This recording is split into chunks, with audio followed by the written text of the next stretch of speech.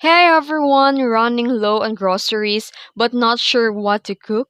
With Whisk AI, you can find recipes based on what's already in your pantry. Here's how. First, go to your web browser and search for the Whisk app, and then here download the Whisk application in the Play Store and sign into your account. Then here in the homepage, click on the search recipe section, and you can also use the prompt box and type something like this.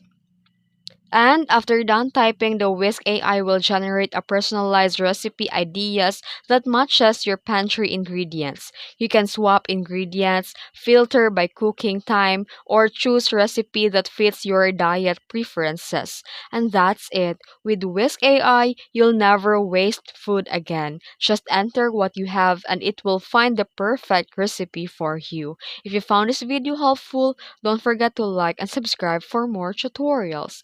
Thanks for watching.